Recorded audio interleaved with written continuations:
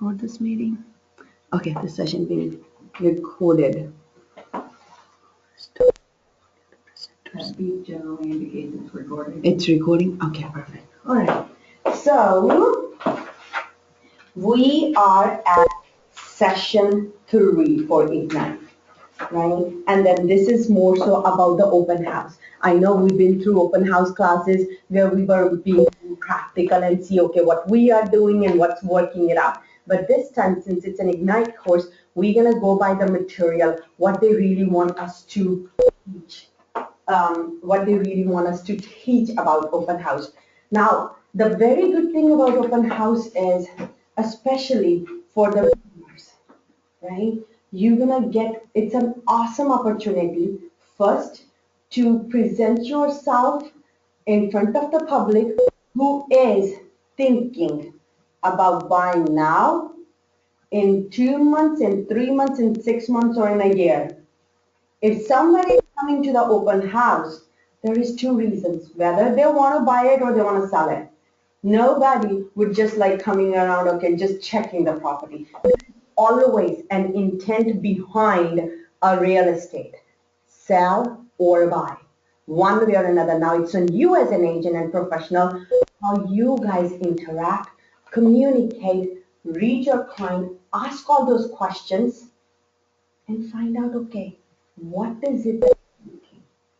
And at the end of the day, it's about service. Seriously, we've been in those moments where the people, they have their family members to being agent, they know somebody being agent, and yet they choose to go with the agent whom they feel that they will provide the service, got it, which they were expecting from their family member or somebody else, a friend or something, right? So open house, I would say it's a great opportunity to present yourself in public that you are in real estate. That's a huge announcement, right? And now all this is the manual. It will give you the checklist, what they ask us to do.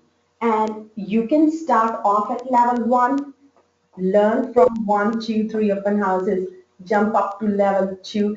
You can do this open house for up to level 7.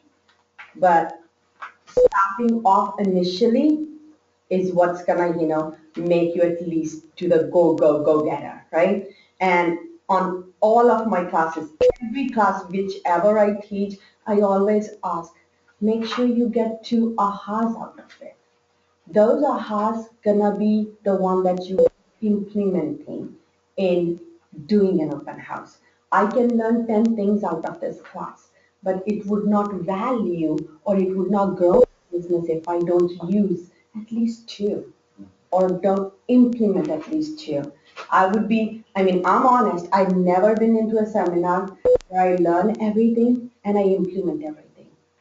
Every seminar that I go, I only have one goal, learn 2 things, learn a lot, 2 ahas, and implement it. And you will see the difference. Because step by step, you're going to get to the point where you feel that you are in the open house at the full extent. Right? So first checklist. And I'm just want to make sure that you guys have the same material that I have, right? Yes, that's right. Okay. So they talk about your daily habits, daily things. They said you need to have 4 habits.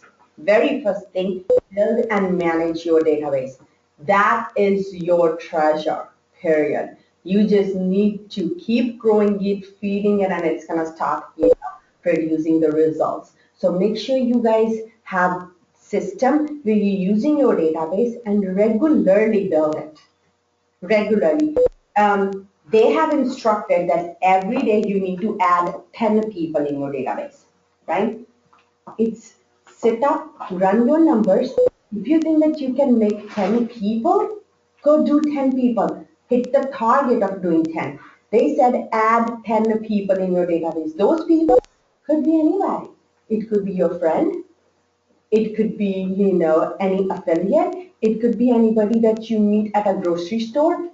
Anybody. Add 10 people. And when they said add 10 people, that means you need only 2 information. It needs to be a valid contact. The name, phone number, or email. Your point of contact. When it says contact, contacts mean I talk to Raul, and if I don't have his number or email, it's not a contact. Because guess what? I cannot feed my contact if I don't have the source to touch it, right? So two things, add 10 people, make your target. Every day, add 10 people to your database, right? And slowly and surely, once you start building your database, and then down the road, you're probably going to get into a class where they do all the calculation. Okay, how many people that you have in your database? What are the results that you will be expecting out of it? And the point of sales that you're going to get out of your database, if you could multiply with the commission that you're going to make, you will see the value, what your database means to you. Take it very seriously. Very. I mean, the main important thing is you have to start off doing things, build your habits, and it's going to help you grow. The second thing that they said, prospect. You're out of the whole day, they say 3 hours you need to lead generate. Open house is a lead generation, 3-hour lead generation. Make your habit every day. Either you're going to be calling your database, you will be doing open house, you'll be door knocking, you will be prospecting out, maybe doing grocery shopping, doesn't matter. You just need to make sure that your target is, and based on the calendar, hey, I am supposed to do my 3 hours generation. Get on the phone. Don't be afraid of no. No means nothing in real estate for us, period. It doesn't. So make sure you prospect on a daily basis, and open house is one of the tools where you could prospect for your business. So make a habit of prospecting, follow up. If they have make this checkpoint, this checklist, it means a lot. Simple habits. Don't make it complicated. Very simple habits. If you build those habits, it's gonna be easy. I know being human beings, we got distracted, which is natural. And as long as you have this checklist in front of you, or you in your, daily folder that you go and open and check it out, it's gonna keep reminding you. Follow up is key. You sell people the service if you follow up. If I call you today, if I have a great conversation with Pat today, and she's going to remember me for a week, but if I did not make that touch in next week, guess what? I already lost her. 0.5%, 50% of the chances that I already lost her. So if you got a lead, any lead at the open house, follow the 10 days of pain. When I say 10 days of pain, you don't need to do every day. I don't do it every day. For me, 10 days of pain is 3 in a week touch. So you need to, these are the guidelines that they give us. All you need to do is follow the system that works for you. Build those habits that you do every day, not just today that you are in the class, you learn it and I'm good. No, just build it for every day. And every time, if you have that positive attitude, which is what it's going to come by building those habits and doing those things more consistently, you're going to see the results very soon, right? The next point, know your market. Since the easiest way to get in the real estate is helping the buyers. And yet, you just need to educate yourself. What is the productive way to convert a buyer lead into transaction? Because at the end of the day, we're going to get paid from there. That's it. Now it's on us how we, do our results. How many transactions we can do. You just need to set your goal. And by following these habits, by doing everything on a consistent basis, you will start seeing the results. I mean, and in the team meeting when I said that I was just like going with the flow, I was doing only 2 million in a whole year. And I've been in real estate for, 8 years almost. And I was content. I don't need it. I'm fine. I have my kids. I was all good. Until I get to bold where they teach you, where they condition you with the mindset that there is a lot that you can do. The same amount of time that you're spending and 2 million of results that you're getting is by going to that 8 week of intense course. Production from 8 to above 6 million, it's huge.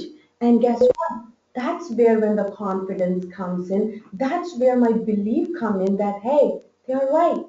If these things are standard sets that has, been with Keller Williams, if the top agents are doing it, they're right.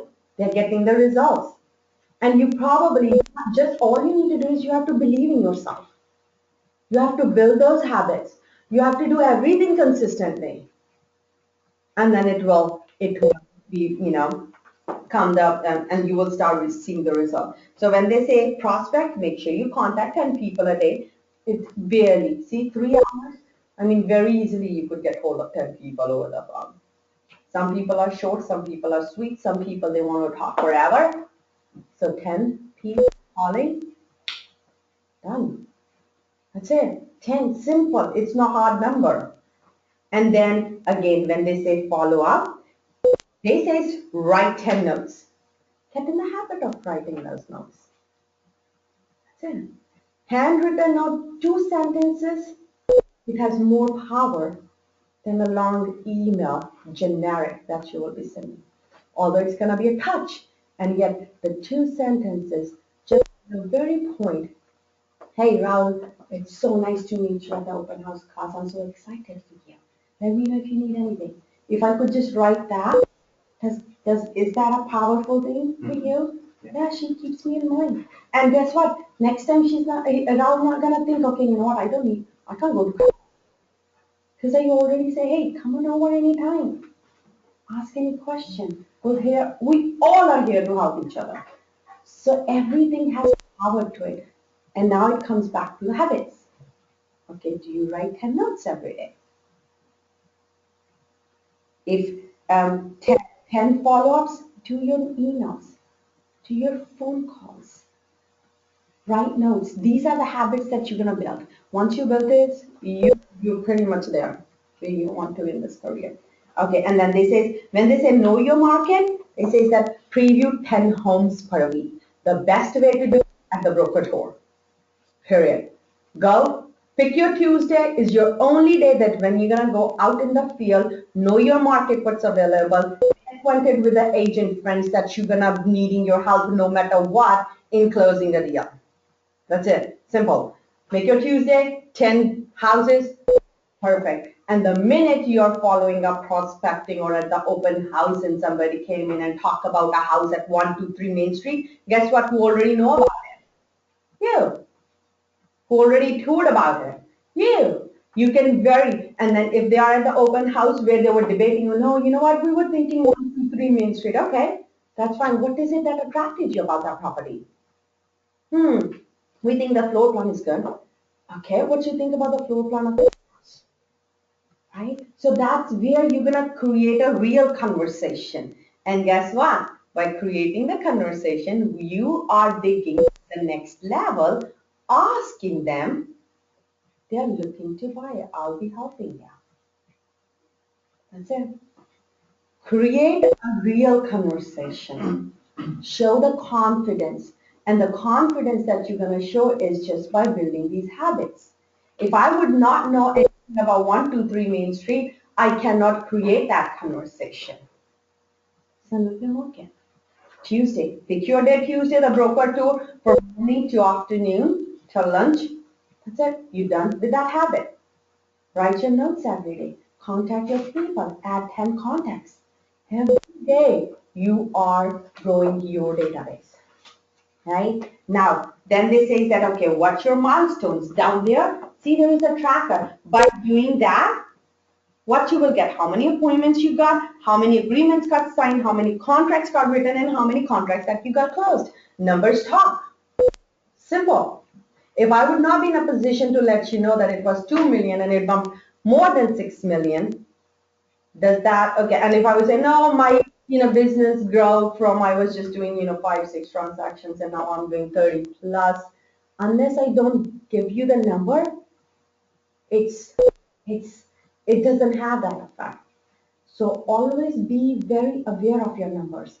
Sit down, set your goal, okay, how many transactions can I do? And then by doing all of these 4 habits, track your results. To be very honest, it's not gonna happen in a week. It's not. It might take you 4 weeks, 2 months, 6 months, 4 months, 3 months. You need to track everything that you're doing initially.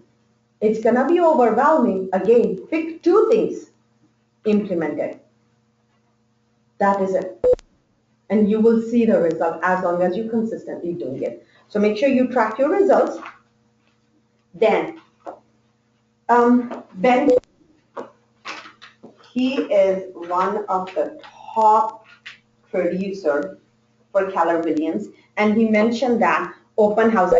What he says that open house is the great opportunity where you just present yourself in the public, getting yourself exposed in the public with the announcement that, hey, I'm in real estate, I'm doing real estate, right? So they say that NAR statistics shows that almost half, 45% of all the buyers use open house as a source of information during the search process. As a launching or relaunching agent, open house represents your first and easiest public opportunity to do the job of a professional real estate agent by positioning yourself as a local expert and offering your service to the following people. Who? Buyers who are also selling, and sellers. See, if people are coming at your open house, either they're buying or they're selling. One thing or another. They're doing something. That's why they come to your open house. Now it's on you how you convert that. Right? Okay. The next slide. Now the next graph, next page, where it says countdown to pay. See, your first source, they're showing that from the open house, you're going to get all those leads. Right? Leads going to get converted into appointments. Every communication that you're going to have your client, always ask for an appointment. Even if they're not ready. Doesn't matter. Always ask for an appointment. If they're not ready, they say, hey, we can't personally come by, we work over the weekend, whatever. Okay, how about a follow-up phone call? What is the best time that I could call you back, mornings or in the evenings? What works for you? And then if you set a phone appointment, always make sure you set in a 15-minute or half an hour window. And sometimes the way we are in business, we always end up taking a little bit longer than expected, right? So if I have said my client, hey, you know what, I'll call you at 4 o'clock. And I got tied up with my other client, Jillian, and I couldn't make it at 4 o'clock. What I did, I lost your trust if it's my first phone call. So the trick is, I say, hey, Raul, thank you so much. We have a great conversation. How about Monday? I'll call you between 4:30. Would that work for you? And guess what? If I'm still tied up with Jillian for another 15 minutes, I'm still under my time frame. I can call him at 4:25. Guess what I did? I just gained the trust. I performed what I asked him for. I performed the follow-up, and I got that first step in the door if I have that conversation with Rahul on that day.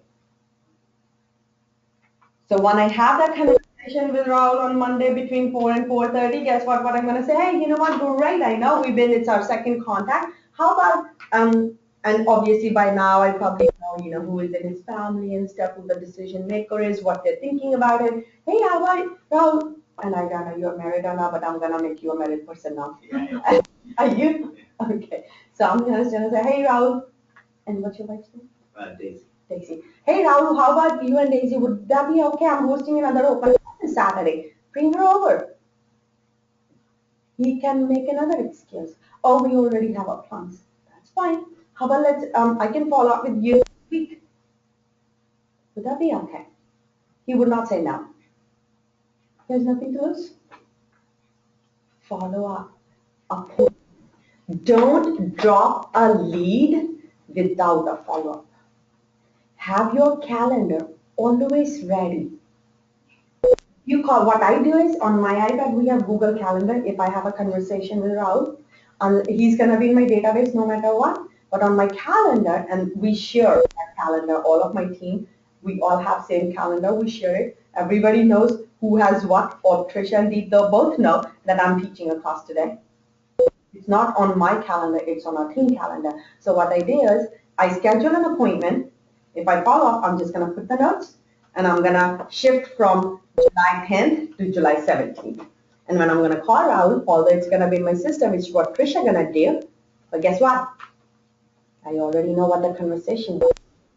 Believe me, nobody remembers what the conversation was 10 days ago if I would not have made those notes. And I would hate to say that, but I can easily forget the way how we, run around and do 10 different things.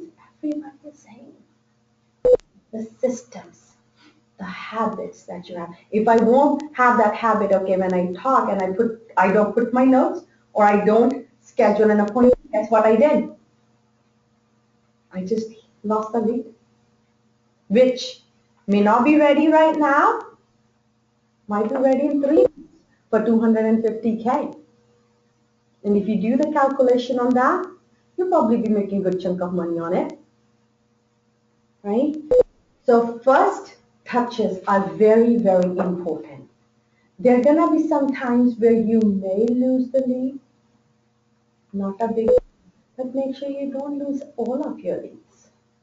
You're gonna hit with people who just like, okay, for the information purpose, they're gonna, may start making the appointments. They may take your phone calls, but at the end, they end up buying with somebody else. Be ready. There is chances for everything.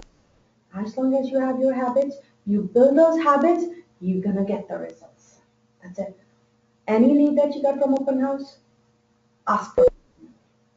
And make sure when you're contacting or having a communication with a lead, you need to give your value proposition. You need to have them realize that what is it that they're getting by using a professional. So share with me one thing, if I'm the buyer, and you have to give one thing that, Cal, I could do this for you, or this is the advantage of using me, what would that be? Share, all of you three share. What you think that if I'm be there, what would you offer that will say, okay, you know what, I don't have nothing to lose. I think I should consider it. Because there's going to be very 0.1% chances that you're going to get at the open house and the person is going to say, hey, you know what, I'm ready to write a contract with you. What happened? Right? You're going to build that chain. Leads, appointments, agreement, contacts. That's when you're going to get paid. So what is one thing that you will offer to me as a buyer if I'm jumping in an open house and just randomly coming in? So Raul, I'm going to ask you last because you're very new. Let's see what you come up. All right, Pat, Jillian, you share with me what that you guys will say, hey, Cal.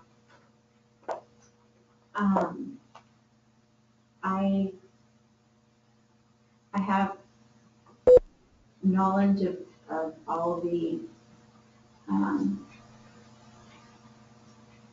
don't know how to word it, the words from some of the material I've seen. I have my finger on the pulse of the market, and so I know what is a good deal. Okay. So I can guide you.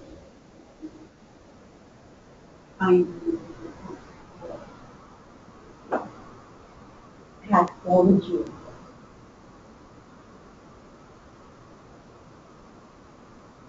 Wow.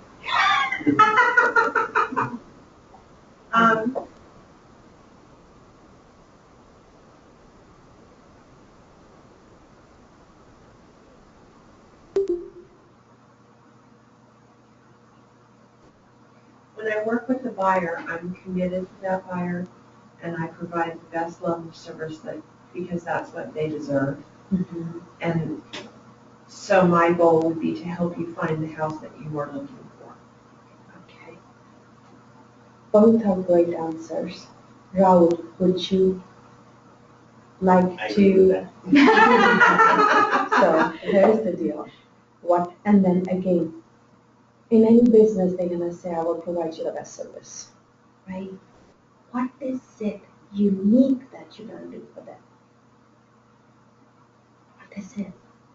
Dig deeper. Ask about yourself. What I usually do is, very important thing that the buyers doesn't know, it doesn't cost them anything to use a real estate agent.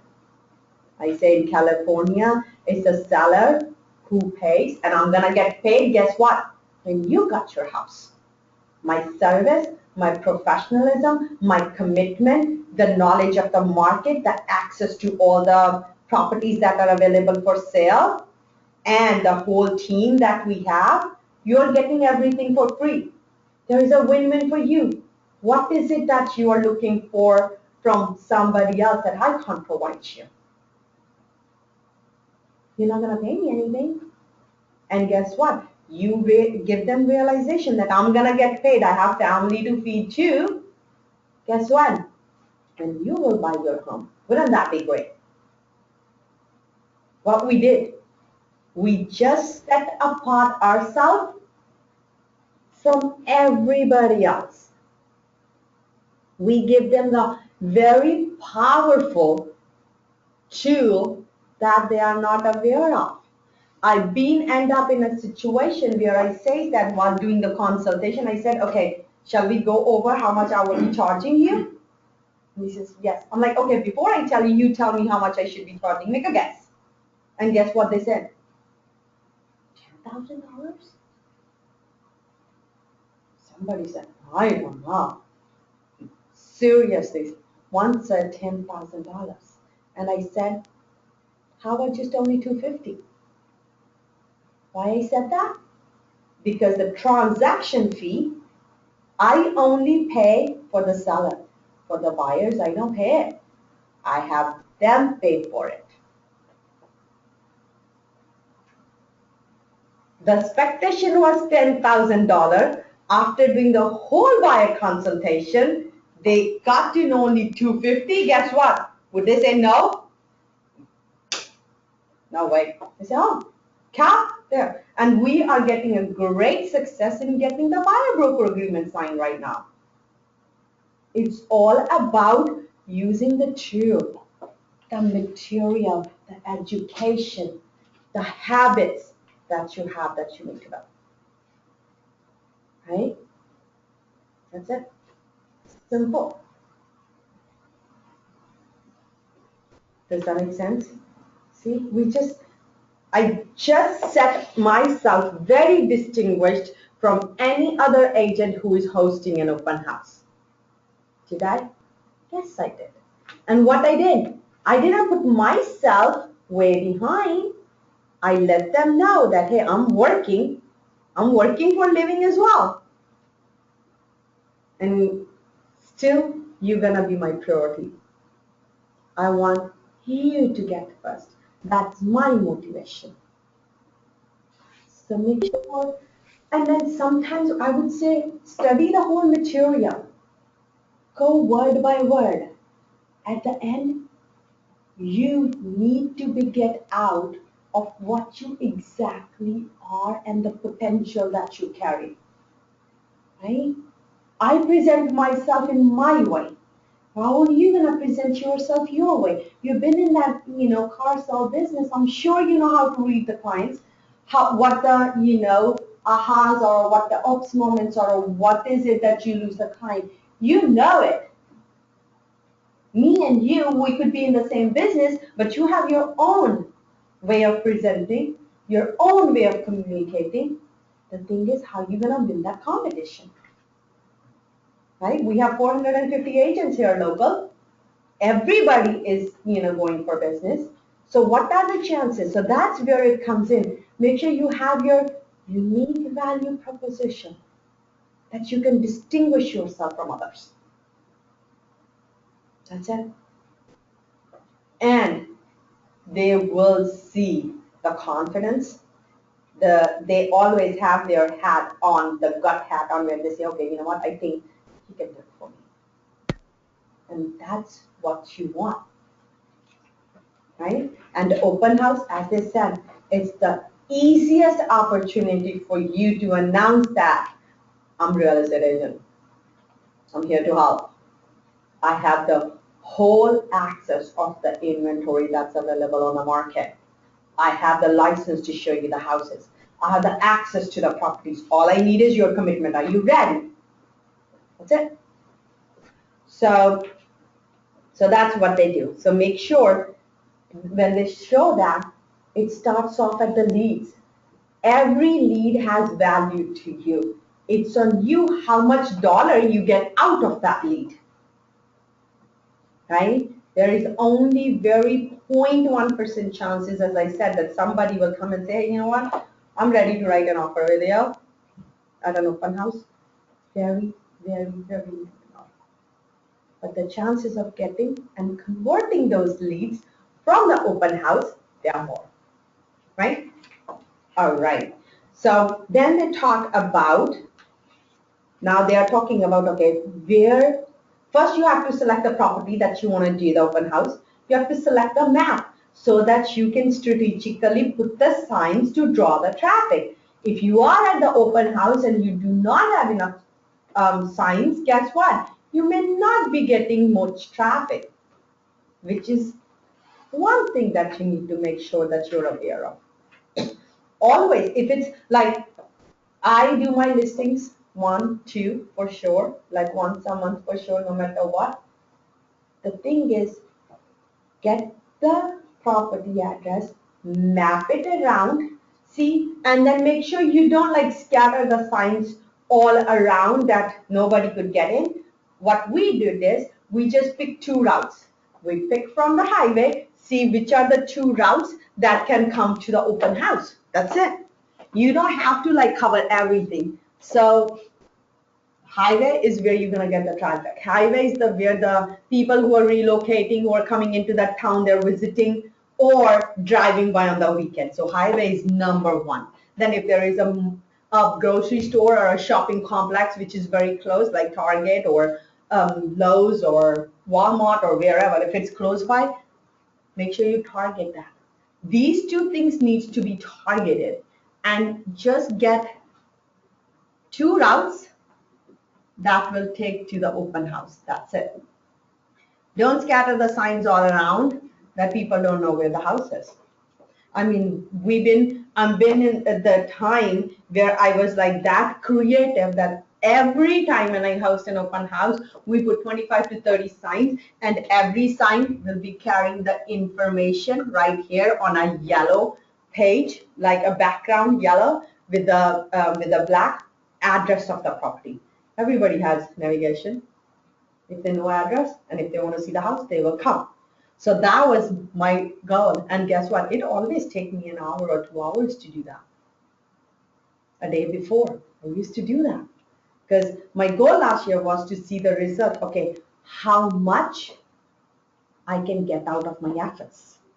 And I got a good amount of it. So you can be as much creative as you would like to, but keep in mind, signs are important. Strategy is important. Mapping is important. Do the things in a right way that you will get the results, right? You can extend like this one. I start doing it not on my first open house. I start doing it like after 4 months when I start. My first result from the open house, we did in March, and April was the first one. Then we got the person who showed up at the open house, ended up buying a house in Edgewater for $275, I believe. That is where I gained the confidence. That works. I could not have got that lead or sale if I would not have opened that house, right? So make sure, again, it comes up to the numbers. How many leads did you get at the open house? How many? And then again, I believe if I could even get 2 solid leads out of an open house, I'm happy.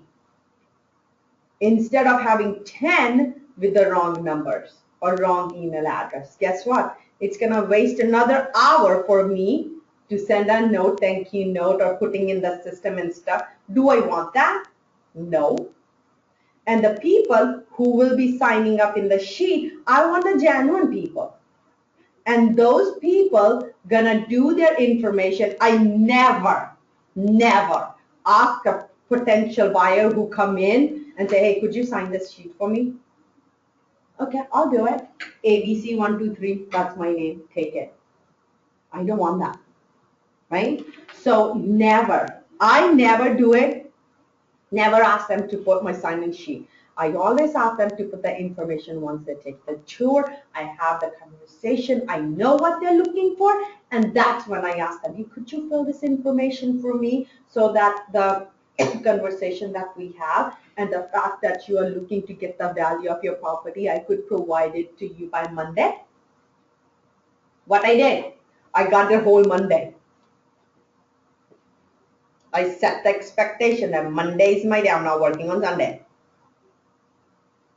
I have family too. Does that make sense? So yeah, and then when I was in the beginning, I used to work 7 days a week too. Guess what? I was not aware of it, that I do have a choice to schedule my own day, my own calendar, right? So all you need to do is build those habits. You want the leads that are genuine, that really feel that, you know what, this girl can do that for me. I want my house. She has everything. It looks like she'll do it. Let's give it a shot. They will give me the right number. So numbers talk.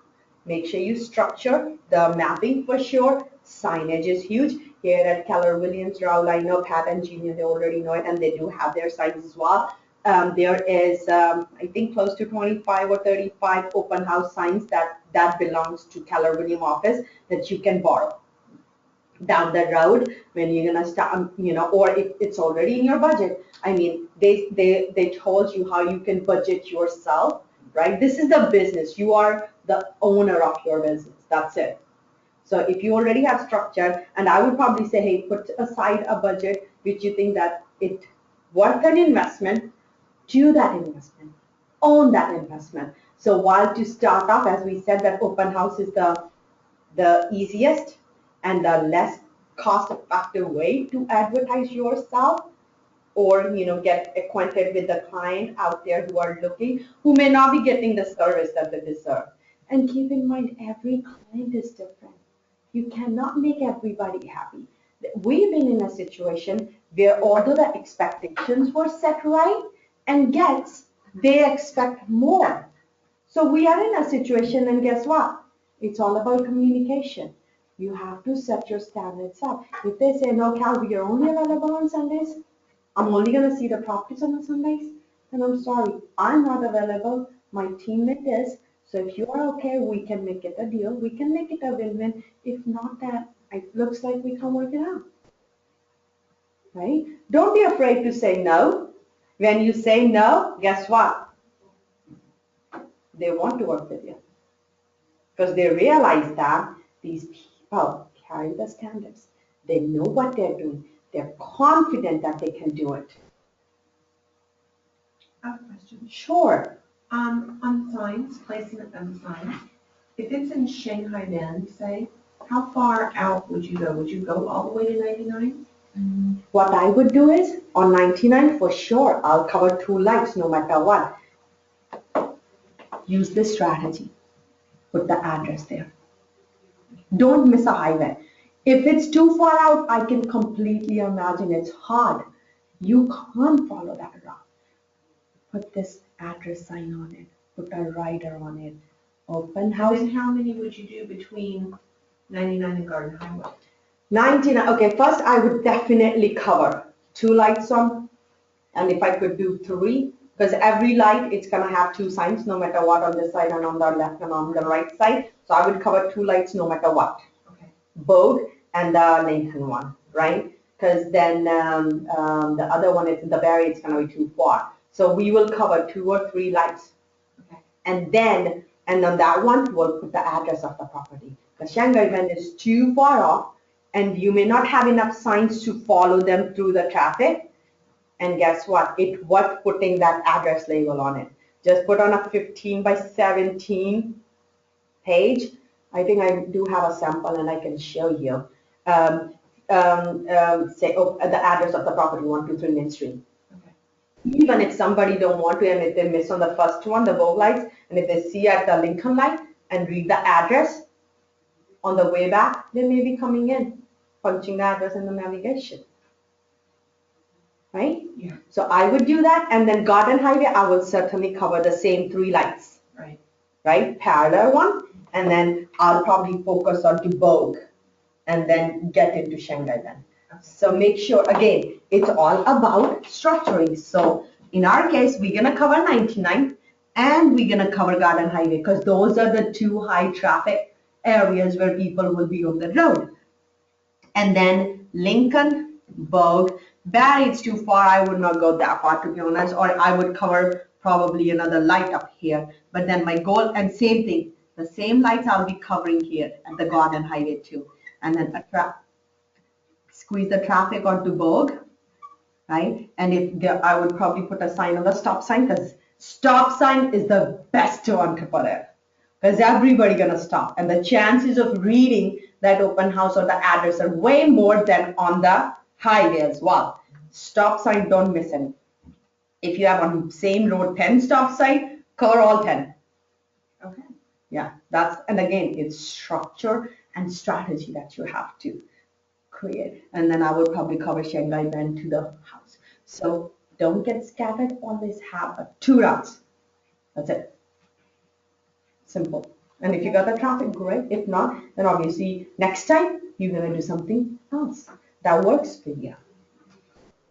And yeah, and then keep in mind, this class is more interactive. Ask any question, anything that you have, because that's where we're gonna learn more from the practical things by going through that.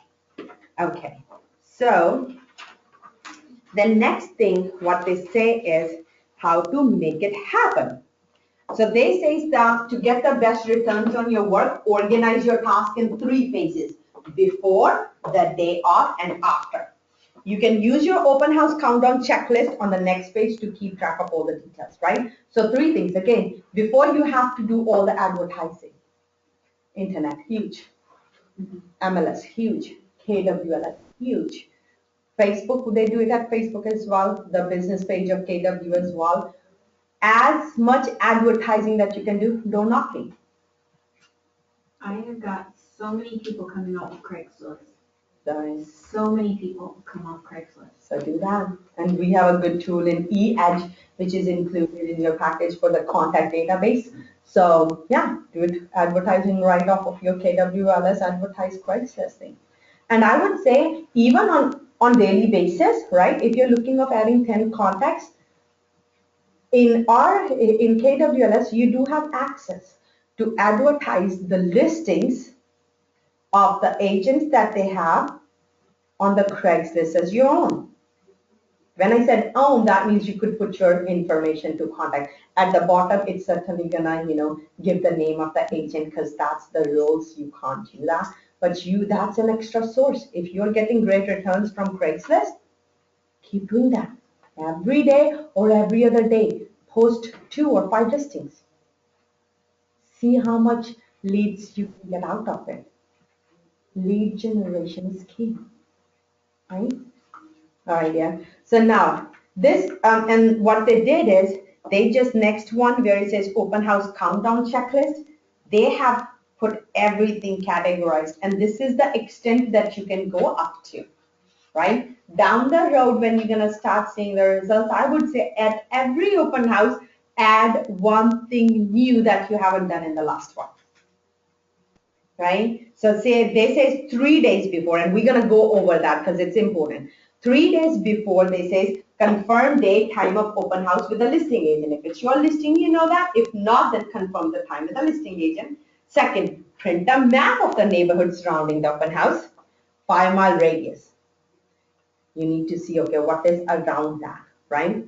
Then research sign placement regulation. I mean, here we don't have much, but we do end up hearing few comments here and there. So make sure if there is a homeowners association, some associations, they don't allow you. There are some spots like public spots where you can't put the signs. So, I saw a smile here. Because there are intersections where you don't want to put signs, because there's people that regularly take them. Yeah. Yeah. So see, Ask around. Yeah. right? And it's by Queens, right? Queens and gray. Gray, Queens and Gray. So if you're hosting an open house by there, Don't put anything on any of the corners on that intersection. What I do is I put a rider on my sign pulling from the freeway, and I say, turn whichever direction on Gray. okay, there you go. See? So there are even if it's allowed, they won't allow. They just like being. So yeah. So you're gonna learn everything. Then this is order 10 helium balloons or flags. Whatever distinguishes you. If you think, I would probably prefer flags because flags you can often more than compared to balloons. If you're into balloons, I would say put the balloon at the open house, the house which is open. But for the traffic, flags gonna be more cost effective because you can do it once and utilize it again and again, right? And then this is get 1 yard sign with rider, get 10 directional sign with riders, print 100 flyers, include maps. See, they are going up to top level. I never print 100 flyers. I print 100 flyers for the listings, put half in the flyer box and give 50 to the owners. The minute you run out of it, put those 50 in there. Let me know once you put it. Next time, I'm gonna within a week, and I tell them, not the very next day, within a week, I'll be bringing you another 50. Right? I never print 100 flyers from my open house. But even a startup, you have to print at least 20 or 25 minimum. Always keep 1 master copy. And then again, it's in here. How interactive your flyer is as well. The flyer needs to have your information no matter what. A call to action. Something unique that you have to offer. Right? Every little thing's gonna matter. And do all these things one at a time. Every open house, start the basics. Every time add something new. One thing. Keep doing it. Build that habit. You will see great success. Right? And then this is okay already, role play your scripts with a partner. You need to educate yourself. Okay, what could it be the clients could be asking? I would only say make sure any lead that you go to ask for an appointment. Simple. Be real. And yes, there are open house scripts as well, and they have the, in the package too. So make sure you practice those first. You need to know, okay, what is it? And again, find your own way. Scripts are just a tool that they allow us to do it. I don't use all of their scripts. I read them all and I use it the way I want to be, right? My only script is the minute they come in, I hand them the flyers, I introduce myself, I say, hey, you know what? When I say the flyer, I tell them it's a 3-bedroom, 2-bath, this is the price and this is what they're asking. Go ahead, take up tour. Let me know what you think about the house and what you think about the price, would you? I'll let them go. Do you go behind them at all to answer questions as they walk through the house, or? Because I already got their permission up front. What I said, hey, go ahead, take a tour. If you have any questions, let me know. If you are out there and I'm just following you, and if you are with your husband, it's going to say, you can't even talk. Yeah. Right? Let them go. If you are following them, you have a fear that you're going to lose them. Don't give them that impression. Let them go. Do a tour. Ask questions. When they come back, ask questions. That is what you need to do, the more interaction. Questions. You got their permission, you set your standards, what you want to do. Engage yourself with the right questions. That's why it's very important to role play. That's why it's very important to know your inventory. That's why it's very important to carry that unique proposition which nobody else has it, or they have it but they never use it. Do those things. Be you. That's it. Right? Then they say 2 days before, again, door knocking. They say knock on 100 doors. Again, numbers talk. See, what is the result? I mean, I never did door knocking. My teammate Deep, she did it. And she did it only 2 times. One time she did it and we got a buyer and a seller out of it. The second time we didn't get anybody.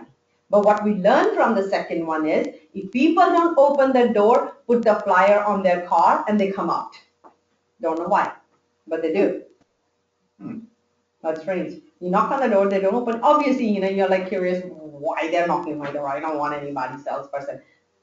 It's a mindset. They know it's a salesperson. They must sell me something. I don't want anything.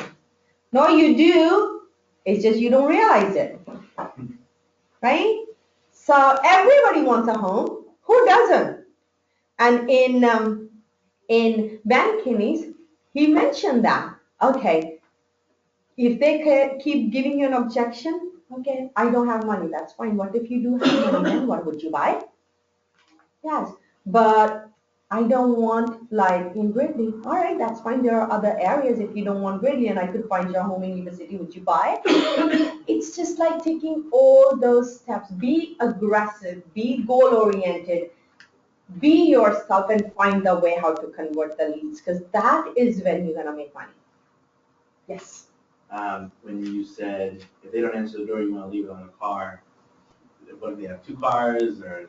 Just pick one, Just pick whichever one. looks nice, that they don't want you to touch on. Yeah, no, I've gotten calls off my flyers saying, don't ever do that again. Oh, really? Yeah, but getting the call means that they noticed Yes. and they read your flyer. Yeah. Yeah. So, So if you don't get objections, then you're not doing it right. see, and it's gonna start. Yeah, just keep watching what you do. Keep the results. And again, I don't want you to have 100 people signed up if they're not interested. I'm happy if you got 2. And guess what? Those 2, even if I convert 1, did my open house worth it? You have earned, I think, almost $1,000, $1,500 per hour on that one. Who is getting that much? Nobody. Who wants to get it? Everybody. Right? It's you how you convert it. All right. So then they say advertise the open house on Craigslist, as Jeannie mentioned, add 2MLS, KWLS, and MyKW. Then role play your scripts with a partner. If it's your first one, Rahul, I would highly recommend at least shadow 2 open houses. Jillian's been doing a lot of them. Shadow her. Pat, she's doing as well. Guru, she just started getting into. So I would say shadow somebody. I don't mind if you want to come to my open house. Come on over. Shadow firstly, for sure. In that way you can get a feel, okay, what is it that you're going to do? And make notes. Again, every open house that you're going to, don't give up if nobody showed up on your first house. Don't give up or get frustrated if nobody showed up on your second house. Guess what? There is something that you haven't done. That's why people didn't show. Right? Either you didn't play enough signs, either you didn't like direction it right, either the people who came in, you have nothing to offer them. So keep in mind, the reason why I'm being real with you is there's very less chances that on the very first open house that you will get somebody who's ready to work with you. Because you yourself is at a phase where you're learning. Do not let your lead or client know that you're new in real estate. You have everybody here who can help you. Everybody.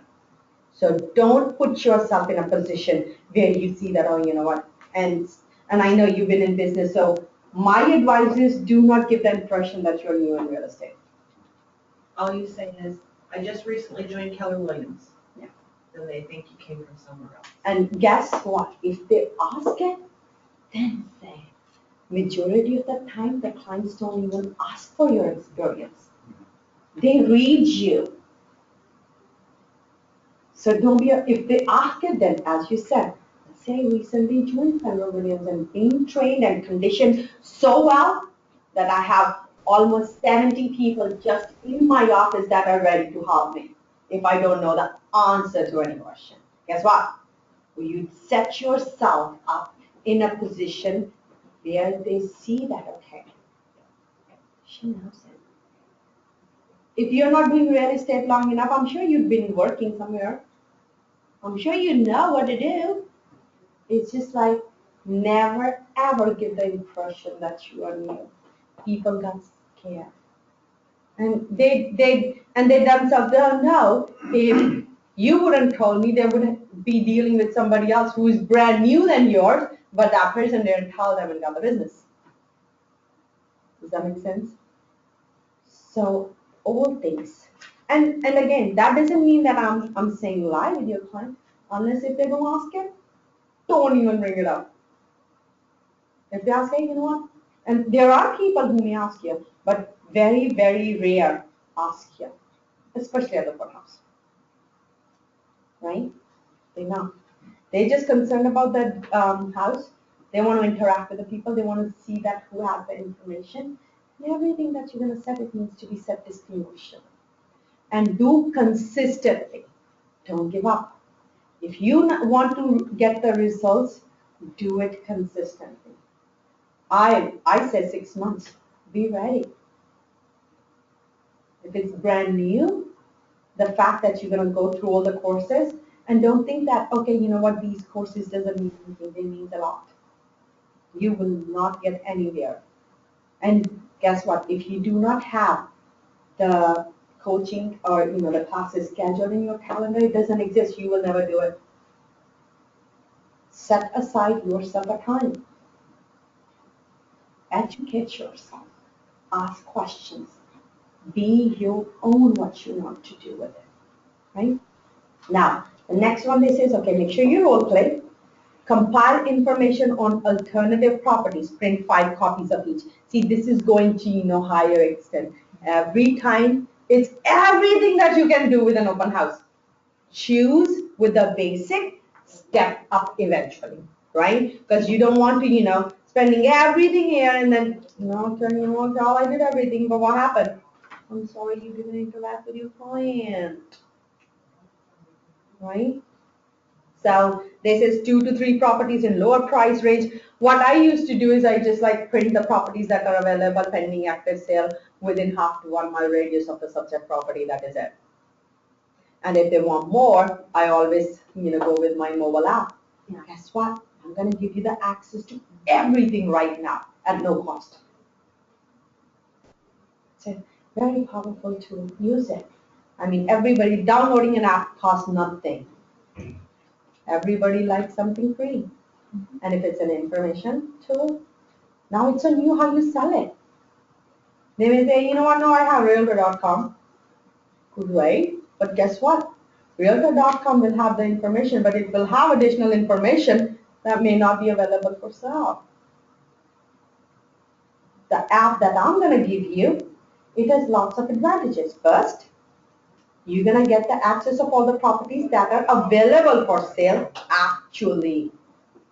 They are not like in default or in foreclosure or anything else. They are available for sale.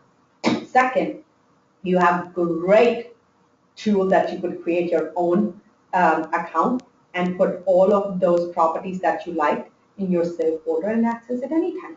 The third, just by a click of a button, you can contact me via text, email, that this is the property that you like. So I'll have your list as well. Fourth, you can share this with your friends as well. Fifth, you can do the calculation right away. And there is more to go with. Always give them 3 to 5 nuggets. So guess what I did? I know Realtor.com will be giving the same thing, but I sell mine. It's on you. There are going to be people, oh, you know what, I don't want it. That's fine. But I'm just curious why you don't want it if you're looking for a house. 3-step why. Right? So if I don't ask them, if they say I don't want it, okay. What I did, I lost my deal. at the very first no. Right? So, okay, that's fine. Why you don't want it? Just curious. I say, no, you know what? I already have an app that I use using. Okay, that's great. So you are computer savvy or technology savvy that you are using your apps. Great. By the way, which app you're using? I'm using ABC. Awesome. How long you been using it? 5 steps down. Yeah, I just go on and off. Okay, so you go on and off. I was just curious, does that giving you the exact information of the properties that are available on the market right now with the status that it's active, pending, or, it's sold? Are you having the true access? Ask the questions. Ask them. They don't know. They do not know it. And then when they say, okay, you know what? Yeah, okay, I think we'll take it. Yeah, I really want you to see. I'm going to be sharing that app with you at no cost, but I really want you to educate. What is it the best that you can get out of it? I know we are meeting for the first time, and yet my goal is to keep your priority up front, that you're looking to buy a house and give you the access of the things that you would, like to buy the house for. Selling. So is that how you guys are interacting for the, and do you guys have any offset where they say, I don't want your app? I don't know enough about the app because I have a BlackBerry. Okay. So I can't play with it. Uh-huh. So I don't know all the fun features. Okay, but I think what you can do is if you can't do the app from the e-edge, you can send them a welcome email. Right, yeah. Where they could access it. I have ways for them to get it. I can't figure out what all the awesomeness is, Okay. so I can't sell it because I don't know, because. See, now you know. Yeah. And if you don't have app, that's fine. You can say, hey, I can send you over. And guess what? You just say, well, I'll be following up with you, whether you click on that link and access your account or not. Right?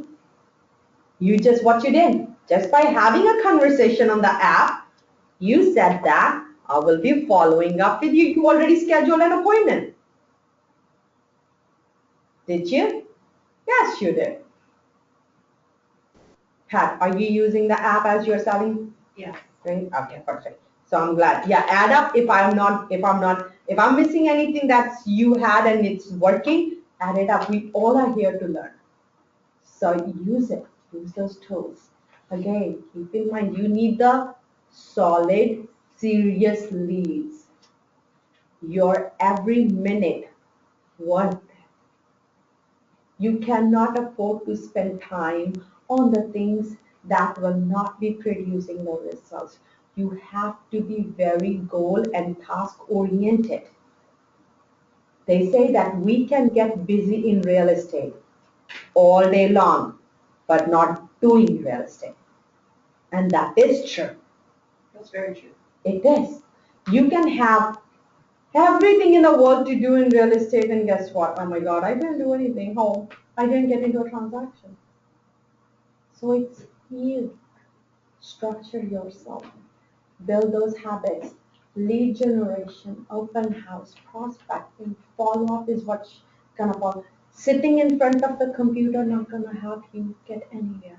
Working on your transaction, filing, not gonna get you anywhere. When your buyer is paying for it, why you wanna spend 10 hours in getting those documents, getting it signed, filing it, putting it for broker review? Why you wanna do that? I would say utilize your 10 hours in doing 2 open houses. Do that. It's you who's going to evaluate what means to you and what you want to get out of your business. Would you agree?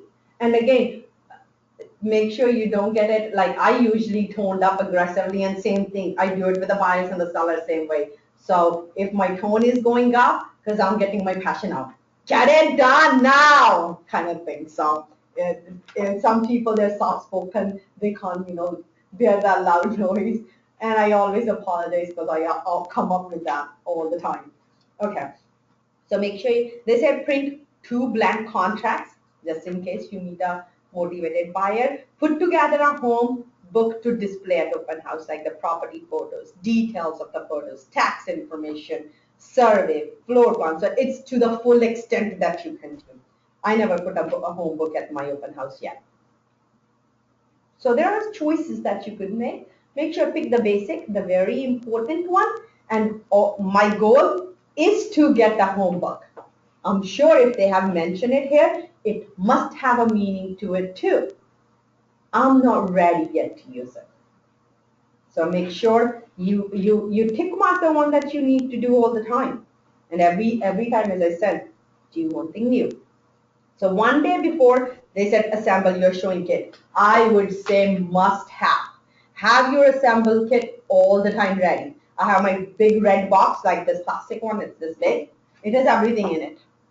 All I need to do is pick it up. It has those frames, it has the napkins, it has the deodorant, it has the toilet paper, it has, sanitizer, it has the tablecloth, whatever it needs. Like they say, water, it has notepad, flashlight is important. I don't carry coloring book, but they say coloring book, toilet paper, tape measure, level, paint, carpet. I don't have that either. So review floor plan of house and decide where you will set up your desk. Print a guest register and write in 2 fake names. Role play your scripts with a partner. So I would say those your showing kit. It always needs to be ready. Always. All I do is just pick it up and I'm on the road. Do you use a register? No, I have my sign-in sheet. I don't do, because everybody has, if they say write 2 fake names, some people, they don't like to have people seeing their names. Yeah. They want more privacy. Nowadays, especially with everything, no. I have a client, open house sign-in sheet, and it has a couple of very simple bunch of questions. Are you working with a realtor? Are you looking to buy? How soon you want to buy? Do you have a pre-approval in hand? If yes, who's your loan officer? Then I ask for their name and phone number, email, and then what they're looking for. The top 5 must-haves they are looking in a house. And I don't have them sign the minute they step into the house. I have that, I don't see one over there, that First American one that asked them to rate things in the house, and I hand them that when they walk in the door and ask them out while they're walking around, would they see if that's what do that survey, and then on the side it fills it, they usually fill out the information. See, if it's working for you, use it. I would like them. Again, this is me. I would prefer them to do it in front of me by talking with me. And if they don't want it, and there are people who are going to be losing out, you will judge the body language. They don't want to talk with you. Let them go. That's it. Interact. If that's working for you, Pat, use it. I just use the sign-in sheet once they come in, again, loud and proud. Hey, what do you think about the house? I interact with them. That's my goal. Whether they fill that information or not, I really want them to remember me. And they will come. And last year, we end up having buyers who come in at my 3 or 4 open houses. Hey, Cal, you're here again. Yes. Do you find the house yet? Because guess what? I already know. They mentioned that if I ask questions, they mentioned that they're already working with an agent, helping finding out. Okay, have you buy the house yet? No, still looking. I guess so. Otherwise, you should not be here, right? So you make it more live. If they told you they're with an agent, that's fine. Let them go. But guess what? If you got to know all the time any objection that you got, dig it deep 3 times with a why to find out. If they say, I'm already working with an agent, Pat, what would you say? Oh, that's great. Who are you working with? Okay, awesome. I'm working with Amy Smith from Keller Williams. Oh, Amy's awesome. Okay. Is she showing you lots of property? Yeah, we're doing a lot. She's good. Thank you. Do you know her? I do know her. Guess what? We create a conversation. And one thing that I would like to add is, how do you like the service? Majority of the time, my intent is not to get the name of that agent. I don't want to know it. Don't ask who's your agent. That's me. That's me. I don't do it. Yeah. If you think you need it, that's fine. The reason is if I don't know they are working with another agent, right? And if I know that they are working, see, if I know the name, then ethically, if they already have a buyer broker agreement, I'm just like stepping on their toes, and I don't want that. I just don't want to know their name. And if they don't tell me name, guess what? They could more comfortable talking what they like and what they don't like about it. And guess what? The minute you got to know that this is something that they don't like about it, or they're not showing enough houses or not communicating, you got your foot on the door, in the door. Every agent, I mean, there's gonna be time when we can't, handle everything. And keep in mind, and I'm giving you my life example. I don't mind. Say if I'm with a client, and majority of the time we set the expectation very right, but there are some situations where they want more attention or more what they want. Every client is different, and if we can't deliver it, obviously there is no win-win situation. We shake hands, we go, okay, that's fine. It looks like it didn't work out. Maybe next time. So don't be afraid if you lose something because they have more expectations and you couldn't get it. Never ask the name of an agent. I would not.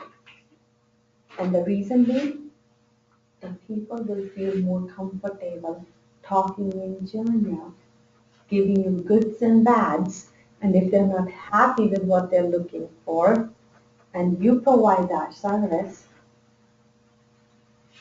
you got the deal. You will sense it. If I would say, hey, you know what, I'm working with Cal, we good, they have the team and they're working at everything. If they say the name by themselves, great. Majority of the time, they don't even remember the name of the agent. They don't. I think it's with the, I don't know. Their office is right off of 99. Do you know which company? They don't even know. You know why? Because they're not been educated. When we do the buyer consultation, we let them know, here is our business card, here is our office, we are with Keller Williams, and we followed up, so they never forget the name. If you ask for an agent, okay, how do you, are you working with an agent? Great, how do you like the service? Don't ask who you're working with.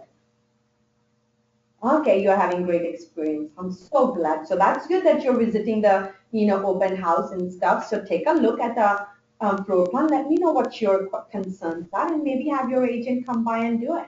Give you another tour if you like it. Guess what? I'm sorry. I already set myself apart. I don't want to get in that zone where I know that the buyers, they are working like, I would not prefer that to know that, okay, the buyers are working with Cal and they don't like it. Huh. Buyers, we end up having the buyers who end up, doing the, two-ended sword. They're not happy with this, they're not happy with that, they're not happy with that. They're not gonna happy with me either. You're gonna judge your client. You will know who's telling you the truth. Go by your guts. Don't say what he say, she say. Believe me.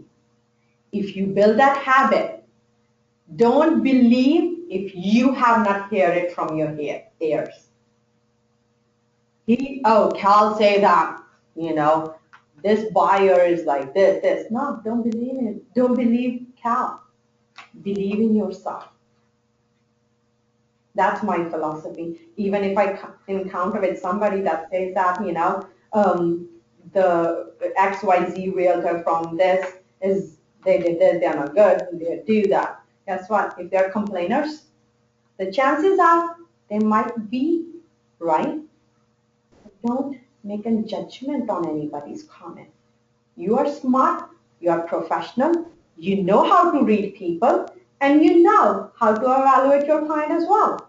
If any buyer come by and whine about an agent, guess what I do? I hear it, but I don't make a comment. And guess what I did? I realized that, okay, what they do, what to expect. They may come and room my repetition as well. Let them talk. Never ever make a judgment on anything unless you believe in it. That's it. And again, at the end of the day, people, as I said, they can stay busy whole day long or whole month long in real estate and not doing real estate. Guess what? They are not fully utilizing their energy to do the right things.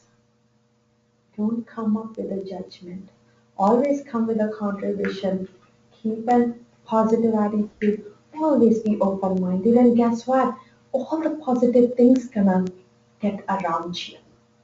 It's you who needs to make sure how you want to do it. Same thing with the open house concept.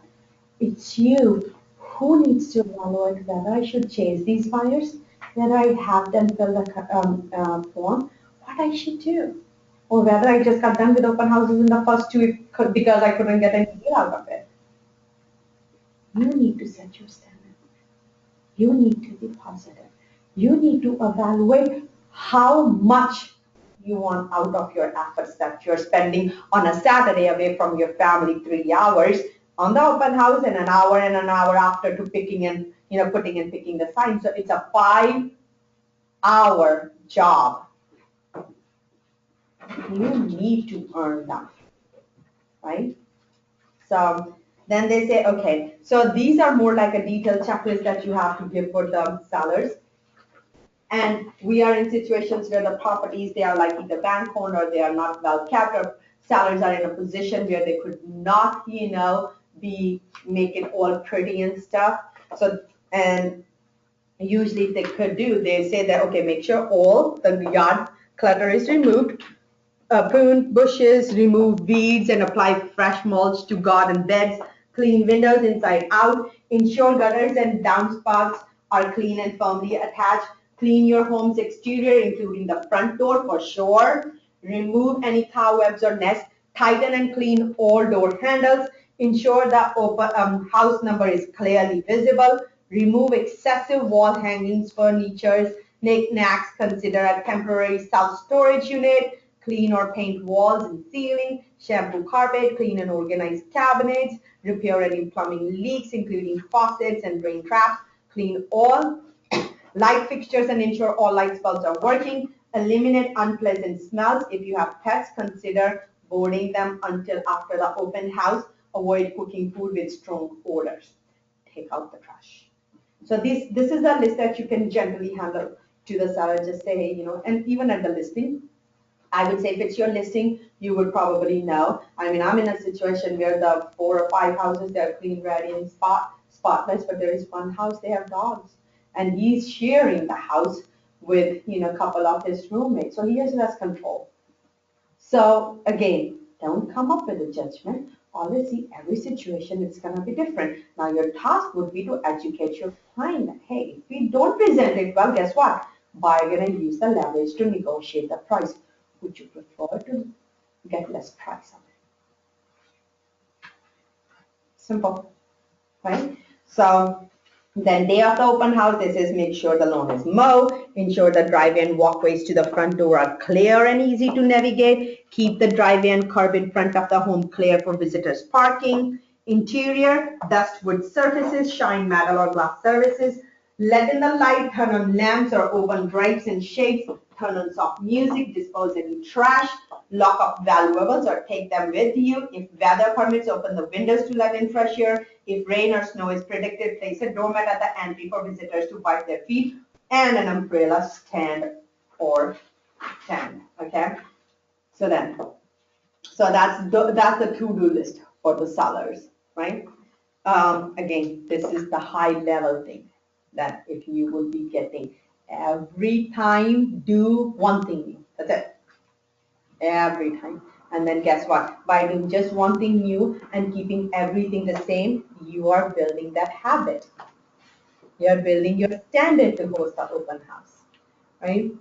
Then they say role play. So here is the script, right? And I'm gonna read it word to word because obviously You're gonna role play and then make it your own, right? Contact the seller before an open house. It says, hello, this is Cal with Keller Williams Realty. I'm the agent, who will be holding your open house on Sunday to market your property. So is it convenient for you and your family to be out of the house from this to this? Usually the selling agent let the clients know, the sellers know, and I don't think so any listing agent will let you call them. I don't know. I don't know. But Probably just only those listings where you need to call the seller directly to schedule. schedule an appointment, Yeah. right? Still, I never prefer to have somebody contact my client. No. Everybody is different. But I always set the expectation, if they're at the open house, can I let them know, hey, get out of the house, like leave the house 15 minutes prior before the agent showed up. And if the agent showed up, this is the agent who is hosting an open house. And I already tell the agent that that's their name. Introduce yourself, they know already about it, but I would not be sharing their contact information. I would not recommend you to do it either, right? So then it says, if no, reschedule and let the listing agent know. So usually the listing agent, they usually confirm it. So this is an upgoing. So if yes, then they say, fantastic. Here is what I would like to do. I'm going to start the marketing and promoting your house. I will do my part, which includes internet marketing, social media, notifying your neighbor, and of course, putting out a lot of signs. Often lots of people show up and sometimes no one shows up. Guess what? This is what the listing agent will be doing, not the agent who is hosting an open house. And guess what? I set the expectation. I said to you, don't get frustrated or disappointed if nobody shows up at your open house. Guess what? You learn something new. I need to do something else why it couldn't come in. Most likely the signs. Not enough signs. So then they say, however, it always helps if both you and I do our part. So I am going to email you a link of both the virtual tour and the flyer. If you won't mind sending it out to the people you know to let them know that there is going to be an open house. If there is anyone else you would like me to contact directly, I will be happy to do so. You can just give me their contact information. I'm aiming for maximum exposure to your house, and together we will make this open house a real success. For your convenience, I can send you a copy of my open house checklist for sellers by email or drop it off at the house if you prefer. Same thing. This is more so the listing agent will be doing that. Right? Now, plan your sign strategy. And if any listing agent is okay to give you that, feel free to do that so that you can build that relation that, hey, your house is in the safe hands and I'll be taking responsibility and this is all I'm doing.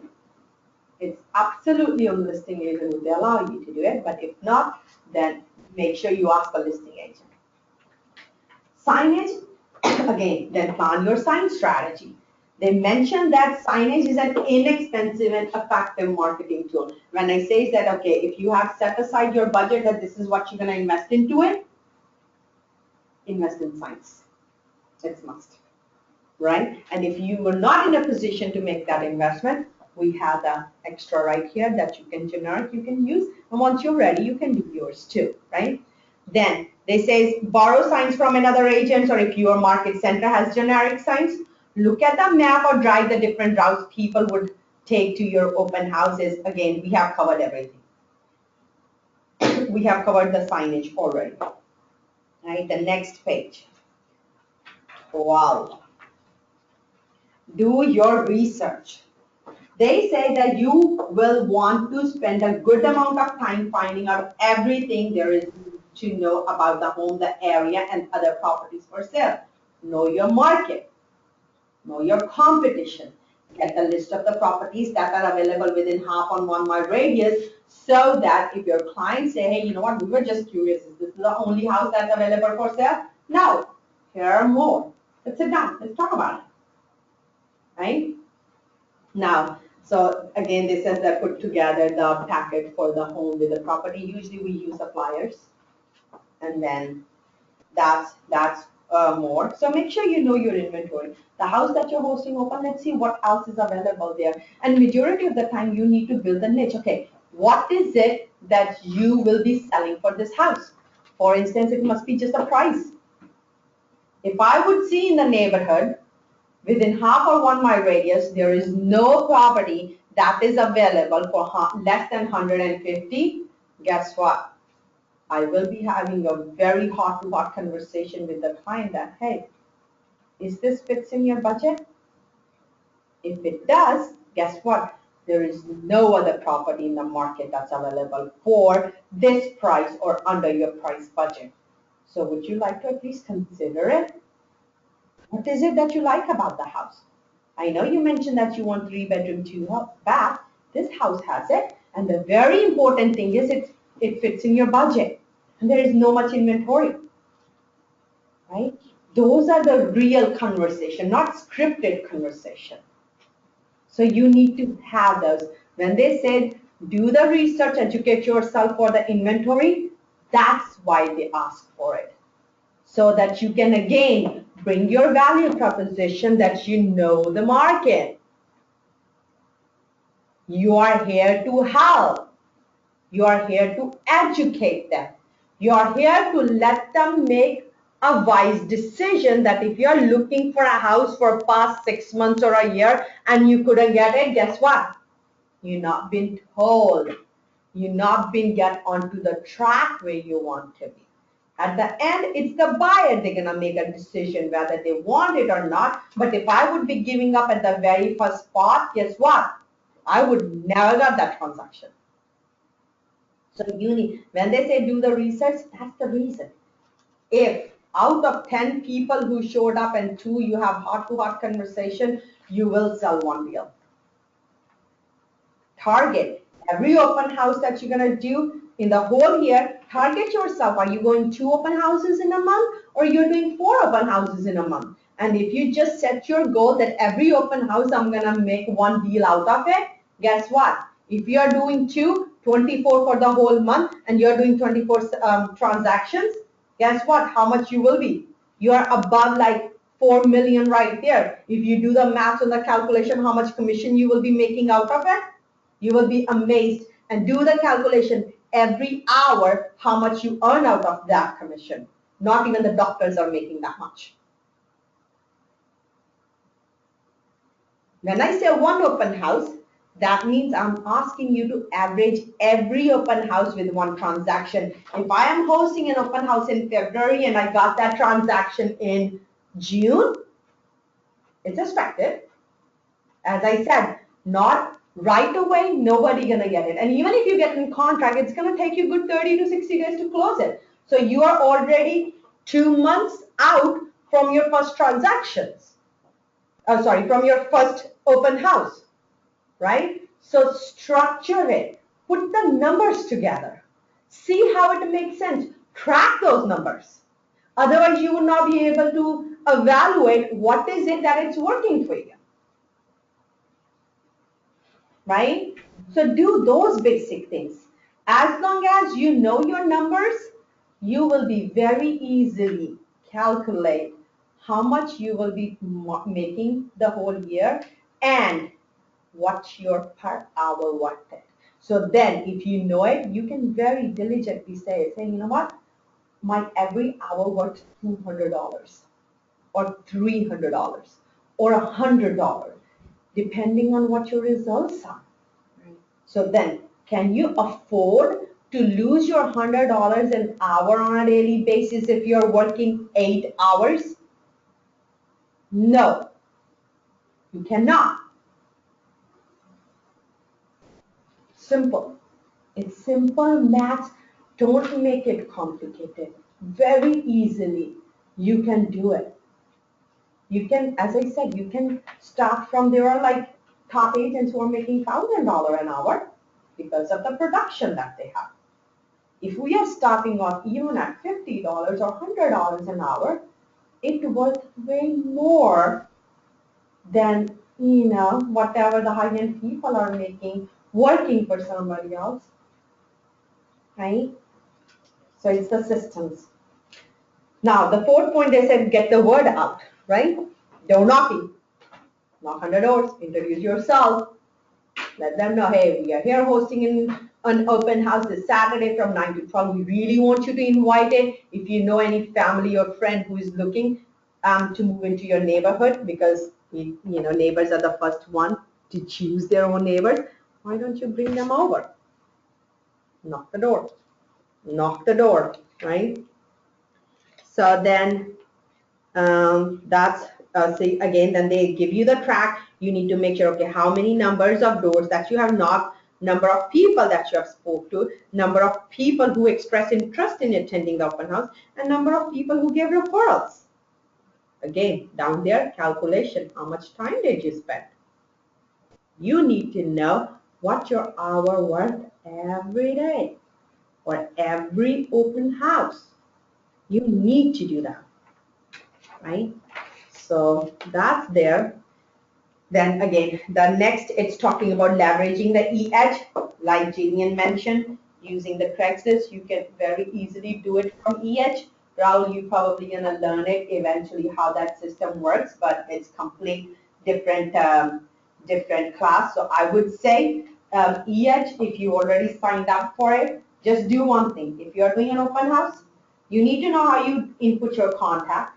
There are campaigns, there's tons of things that you're going to do. I'm not going to go that far. All I would say is use the leverage of EH in using how to do the Craigslist and coming over to any of us. Junior is doing it, Pat is doing it, I'm doing it. We can show you very easily, very practical. And once you start doing it 1-2 times, you know what to do. So it gives you, okay, you can send your open house postcards.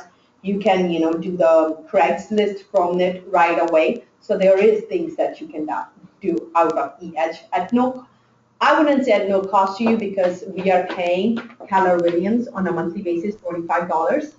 This is going to be I think it's $25. Or, yeah, I think it's $25. That's included in your monthly expense. So why not to use it? Use it to the full extent, right?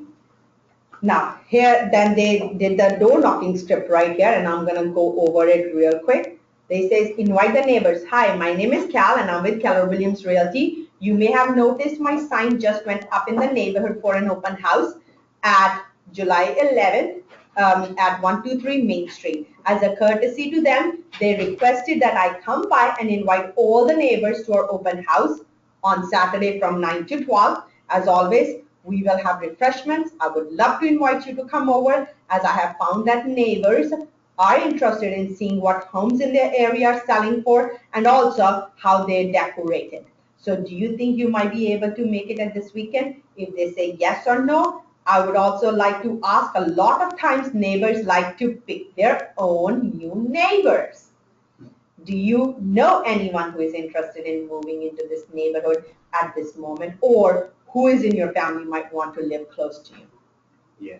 Don't lose that. Don't lose on that. This is the nugget. One nugget. Just say, hey, I would like to ask. A lot of times neighbors like to pick their own new neighbor. Who do you think right now might be looking to move into your neighbor? Guess what you did? Just by asking one right question, you first have them think about it. Second, you give them the leverage of choosing their own neighbor and asking for their permission. You did 3 things with just one question. And it's huge. It adds value. Everybody would like to, get that attention. So you need to make sure that any question, you don't need to be all scripted like that. Pick 2 nuggets. All you need to do is, if I'm door knocking, I never do it. But if I'm door knocking, all I'm going to say, knock, knock, this is Cal with Keller Williams. I would like to invite you for an open house that we are doing at 123 Main Street this Saturday from 9 to 12. Would you be able to make it? What they're going to say, yes or no, right? That's the only option. If they say yes, great. I'm so glad that you said yes. By the way, they say that the neighbors, they would like to pick their own new neighbors. Do you know anybody right now who might be looking to move into your neighborhood? That's it. Use your body language. You really need to interact. The body language is huge. Your impressions are huge. you're afraid of getting no is huge as well. If nobody opens the door, that's fine, move to next one. If you knock the door and they say no, all right, thank you, here's the flyer, if you could make it correct, if not, thanks for, having a good conversation with me. Always appreciate it. That's it. Appreciate it. Because if even somebody talk with you, they spend their time with you. So say thank you. A plain thank you. I mean, I don't believe, I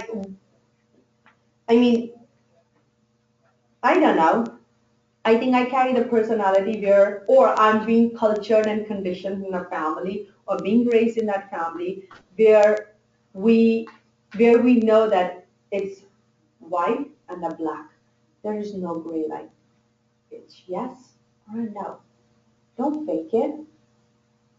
I believe that I can't make everybody happy. Everybody have their own choices. What I could do is I could not have anybody impact my positive energy. I can't afford to. If somebody's here, ask, need help, here, but if they don't need it, that's fine.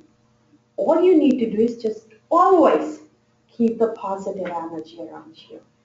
There are negative people, it's sad, it's unfortunate, they may be in a position where they've been conditioned and raised in a fact that you can't change it. Make sure you don't have them impact you, because that would affect you. Right? So same thing, very positive, don't knock in, ask, invite, give them the opportunity that, hey, we want you to choose your own neighbor. Who do you know? Right? And whenever you ask a question, take a pause. Have them answer it. Because I don't know, the statistics say that the salesperson, sales agent, or person, or whatever, they would like to talk. They do. They can't shut up. Guess what? And that's go against them. If you're asking a question, have them answer it. The main important thing that you need to keep in mind at open house, ask questions. Ask right questions. Have them answer those questions for you. Get engaged based on the response that they ask. Always end up getting an appointment. Simple. Right? Then they talk about using the leverage of internet, about social media, about Facebook, and then again they let you know, okay, how to do online and how to use the Facebook. So that is something that you could need to practice it, and practice makes perfect. The more you do it, the better off you would be. Then they mention about phone calls. Call your database. They may not know anybody. They may not live in Yuba City. They are in Virginia or they live in Plumas Lake. They already bought a house. Guess what? Just by calling your database for an open house, what you have done? A touch. Second. They might know somebody. Yes. Third. You've completed your 10. You're working. You're working on Saturday. You are in real estate. You got an opportunity to ask them for a referral. One phone call, 5 things that you got out of it. What else do you need? How more you can do out of it? And yet, if you are structured and strategized with an action plan and know what is the purpose of my call is, you got it done. If I don't know why I'm calling and what I want to get out of the call, does that call worth it? And if you made an appointment call and you got in touch with your database, guess what? You set up an appointment. Another appointment. You are setting your standards up. You're setting the expectations up. The first call you will make an open house, you may not get anything.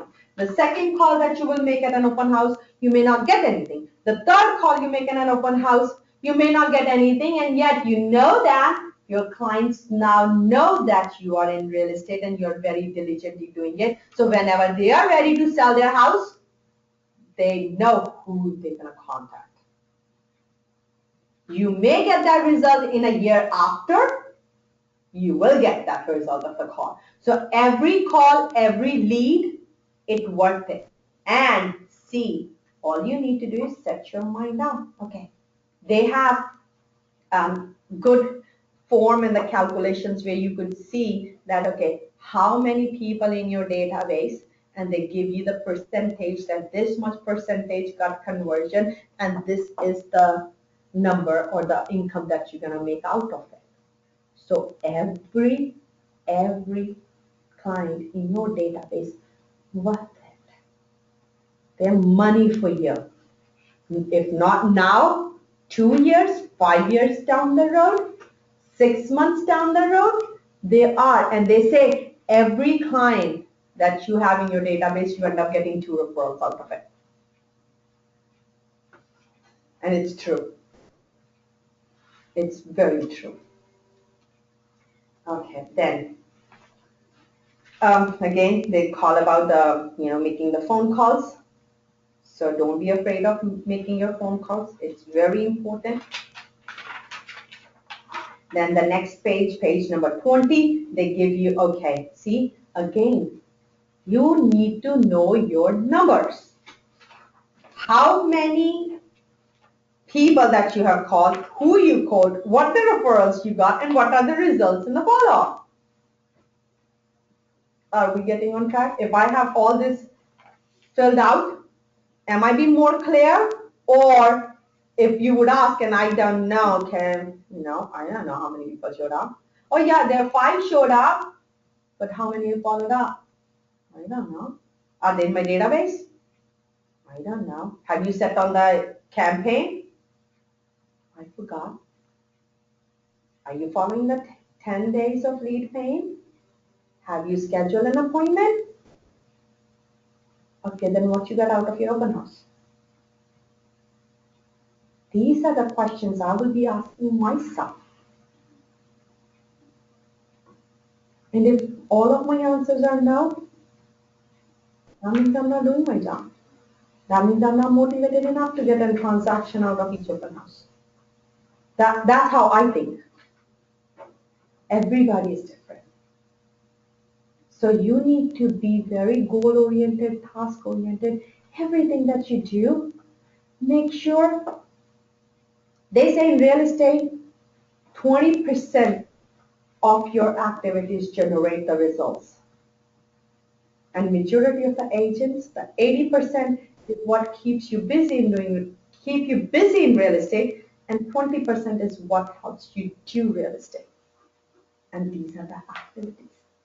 20% if you do lead generation, if you prospect, if you add in your database, and if you know your market, you are home free. Real estate is not a mystery. It's simply not. It's just what you want to get out of it. Right? So then, and then obviously they mentioned then after that, okay, what went right? What were the challenges, obviously objections, and how can you power through the challenges next time? And then, so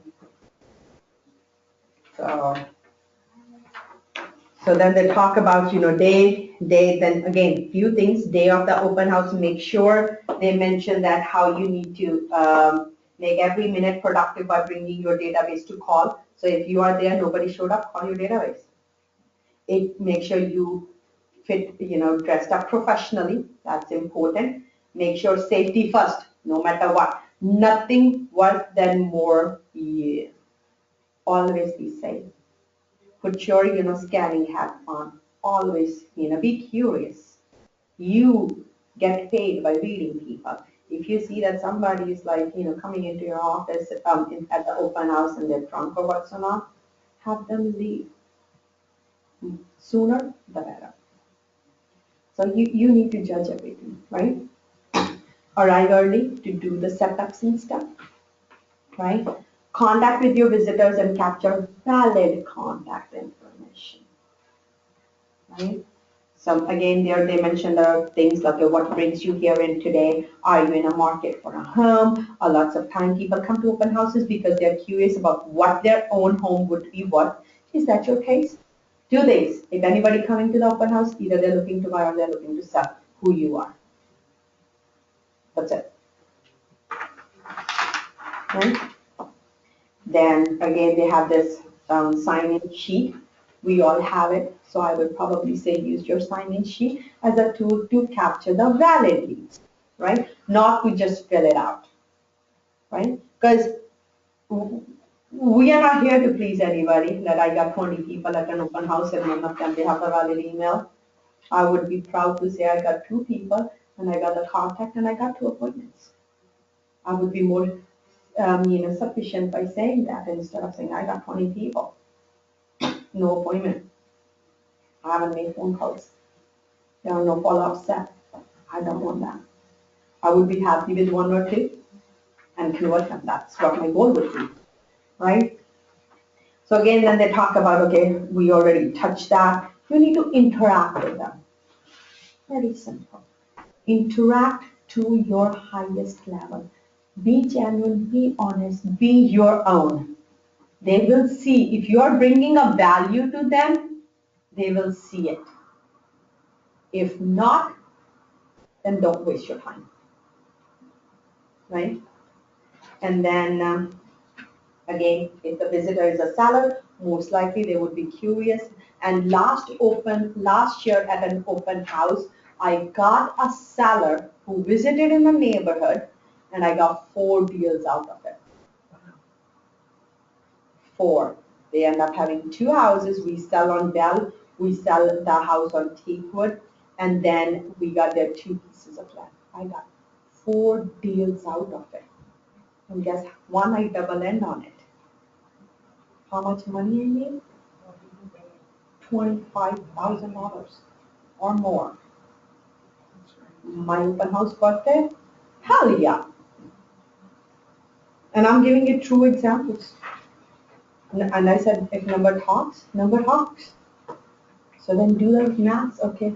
Just the 1 open house, and that's for another listing in the same neighborhood, we sell theirs. It works. Neighbors are important. They're talking more about the neighbors. So now we only have 10 minutes. What I would say is, quickly I'm going to say make sure after open house, you secure the house, you grab your stuff, you make sure everything's in, and follow up. Follow up. Put your Monday as your follow-up day. There are agents who do it right there and then. If that's you, do it. I can't do it because I love to talk and I love to engage. If a person is there and have like spending 15 minutes with me talking, I would prefer to do that instead of letting them go and follow up. I set the expectation. I'm not working after my open house. I'm done. I'll follow up with you on Monday. They say that if you set the expectation right, there is nothing, very rare chances that you will lose a deal like that, but nobody, especially when they're ready to buy a house, they never act in a rush unless they're in a situation where they need to get it done. Judge the motivation, the urgency. These are the things that you need to know from. So do those. So then, then it's a 7-level. Everything from yard signs to the balloons to the directions to the invites to the door knocking to making the early phone calls to holding the open house, social media, everything. So now again, focus on lead generation. That's important. Very, very, very, very important. That's gonna feed you. Set aside, maybe start off by doing 1 hour of lead generation if you think that's too much. Go up to 2. 3 is what they recommend. So if you are a person who really want to set the goal high and say, hey, 3 is good for me, set 3 hours. Let's see how much you get. Make sure you build that habit of doing it every day. Not one day or not right after the class and then 2 days after. I don't know. Right? It's you. So now we only have 5 minutes. Let me ask you this. What are the 2 ahas that you guys have learned and what is it that you will be implementing? So let me start with Julia. I have trouble with the multiple goals of a conversation, like changing tack when I get new information. So that's something that I need to work on. Okay. And I wasn't aware that I needed to work on it, so that's my nugget. Ahas. Okay. And then you will be doing it, right? And I'm happy. Just do that. Mhm. Let's see how it impacts what you've been doing and what you just changed, and watch the results. If it's still not working, figure it out. You know what is it that's gonna work. It's just the fact that when we get to the point where we realize it, that's when it happens. And with me, same thing. At the board, I have everything in me, but I never come to a point where I could, say, hey, loud and proud that I can do it. So it's the realization, doing everything one at a time. Okay.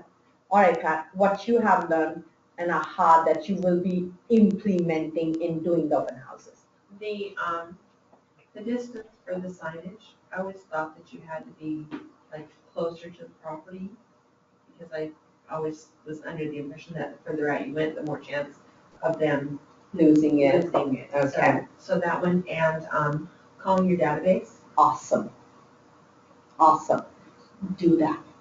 Just do these 2 things. I don't expect anything else. Do it. Watch for the result. Right? Rahul, I know you haven't done anything yet, but what is it? What are the 2 things that you have learned about the open houses that you will be doing very soon? I plan on shadowing somebody. That's good. And basically, I like the door knocking as far as when you're talking to them and you say, some people like to choose their neighbors. So I feel like that would be something that would motivate people to start thinking about it, friends Awesome. or family. Awesome. So see, it's all about doing the right things. If you don't know it, you're not gonna do it.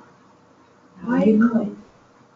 My biggest problem at an open house is if somebody comes in and they've asked me some questions and they seem like they might be a viable lead, and then I'm talking, and they're looking around, and then somebody else comes in and they're asking me questions, and I'm engaged in a conversation with them, that other person tends to get away before I don't know how to keep them there to talk to if I'm talking to somebody else. Okay, here is the thing. I would always say, if they are sneaking out, they don't want it. And I would always put the weight, if you're already in conversation with the one that is already engaged with you, by asking the questions, you will judge it, okay, whether their questions are really genuine or they're just time passing. So if you think that you're already into a conversation and you already have their contact information, I set the appointment and I'm not worried about getting the other person going away. I don't want to lose the person that I'm already engaged with at the point to schedule an appointment for the sake of the one that just came in and ran out. I would certainly do one thing for sure. If somebody come in, and even if you are engaged with a conversation, just excuse yourself and say, hey, Mr. Bhai, I'm just going to give them a quick flyer and we'll finish up our conversation. Would that be okay? Ask for permission. If you ask for permission, the chances are you're not going to lose them. And you're not going to be rude either, because they know that if they come in and they couldn't get anything, they will feel bad. So it's all about setting the expectation, asking for permission, and doing the things right. Yeah. They But don't. I agree with you, like, if somebody came in and they liked the house and they wanted more information, they would wait for you to finish Yes. that conversation. Yes. to have their own questions Yeah, answered. and they don't mind just saying, you know what, Mr. Bai, I'm just finishing up this conversation. Could you like walk around the property and we'll cover the important things that I really want to address? Give them a nugget and they will stay there. You need to be creative enough to do your task in such a diligent way that you could hand off everything. Same thing, permission, asking, capturing everything is key. And sometimes again, if you couldn't get one, it's fine. Don't feel sorry or sad about it. They're not interested. If they couldn't wait to get the information from you, they're looky-loo. They can't even get the house. Does that make sense? So I would certainly put the weight on the conversation that you already have. And if there's too many people coming around, again, don't let any client going without an appointment. Just say, hey, you know what? I know we are getting so busy. I'm having great conversation with you. Would it be okay, Rahul, if I could call you on Monday and we'll catch it up every day? Would that be okay? I said, yes. Great. I'll call you in the afternoon, right? Okay. That's it. And if you have time, continue. Make a physical appointment, face-to-face, in the office. You need to bring them in the office to realize that. And I know, Jillian, you have a great success, at least from the Heil one. She end up to the point that she provide the comps, right? It was the first appointment from the open house. Did I get that right? And guess what? All you did is keep in mind that I need an appointment. I need an appointment. I need an appointment. That's it. And I'm sure you will be following up with them. And if they're serious or not, you will probably evaluate it. That's our job. We have to do it. So, all right, yeah, thank you for attending the class. I hope it turns out to be a good one. And good luck. Any questions, anytime, knock on the door. And as I said, I'm loud. Usually my door is locked, but knock on the door. Cal, I need it. So I'm always there. Thank you. Thanks. Thank you. Yes, thank you. You're welcome.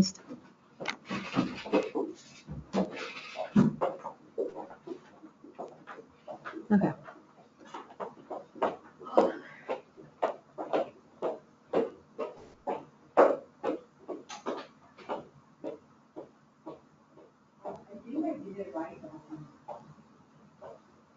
Sure you did. Good, okay, good.